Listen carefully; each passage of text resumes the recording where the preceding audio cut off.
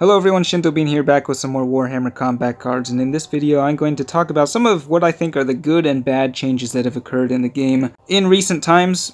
So let's start off with some of the good things. I think, first of all, the biggest positive change that has happened to the game was the ability to increase the speed of the game, which was a feature that players were requesting for years before it was actually implemented.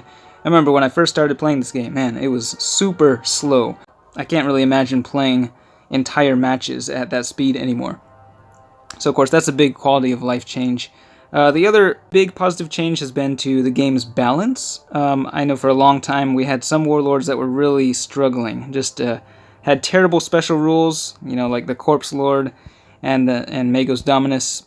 Those guys were just at the bottom of the barrel, but recently they made a massive buff to both of those special rules. They've also buff the stats of the warlord, decrease the cost. So at the moment, I think all of the regular warlords are at a really pretty good place balance-wise. I mean, a few are a little bit stronger, a few are a little bit weaker, but overall, I think it's the most balanced it's ever been. However, we now have these supreme commanders that are entering the game, and it's been actually a very long time since we had a regular warlord, and it seems like they're not really going to release any more of those in favor of these new supreme commanders, which unfortunately are mostly locked behind a paywall. If we go over to the shop, we do have a few plasma bundles that allow you to get supreme commanders, like, we got Gilliman there.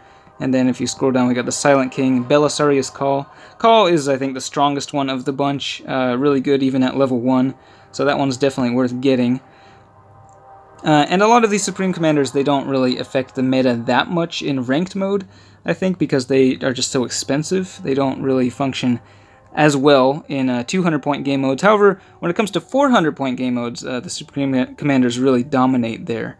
And we're seeing more and more of those campaigns pop up, 400 points at max level, and, with so many Supreme Commanders, and also Lords of War in the game now, which most of those Lords of War are also locked behind paywalls. It's really starting to feel more pay-to-win because you'll see these Lords of War pop up frequently in campaigns as you're facing them as the enemy, but unless you are willing to, shell out a bunch of money for them, you won't be able to use them yourself.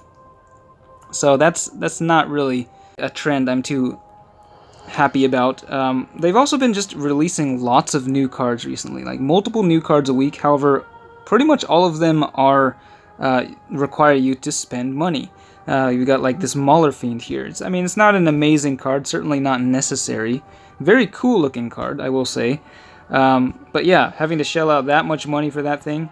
We've also got, again, Lords of War here, also requiring you to spend a lot of money on those. We got like 850 cards in the pool right now, and it's just continuing to increase week by week.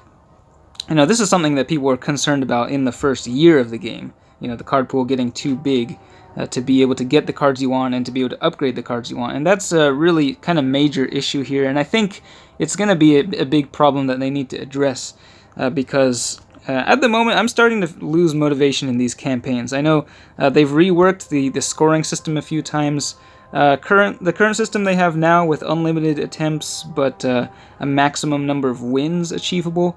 I think, it's pretty decent, but even with that, I just don't really feel motivated to put in all of the games required to get just a few extra cards, when most of the time I'm not really going to get the cards I want unless I'm just really lucky. So it just doesn't really feel worth the grind. And I feel like, that combined with just so many premium cards these days is why some top players, veteran players who've been in the game for years have been quitting. I'm in one of the top clans, most competitive clans, and we've had like 5 or 6 top level players leave in like the past month. Just saying that, the game doesn't feel like it did in the past. It's just more pay to win than ever. And again, I do think that the game is in a good state in terms of gameplay and balance and card variety. It's better than ever before. We do have a lot of modifiers in regular campaigns now which make each campaign feel a little bit different. So those are all good things, but when it starts to feel more like a chore and that you're not really making any progress no matter how much work you put in, it really just kills the motivation, and I think a lot of people are just getting tired of it. I did a poll earlier, asking people what they wanted to see most in this year in the game, and the majority of players said that they just wanted it to be easier to get the cards you want.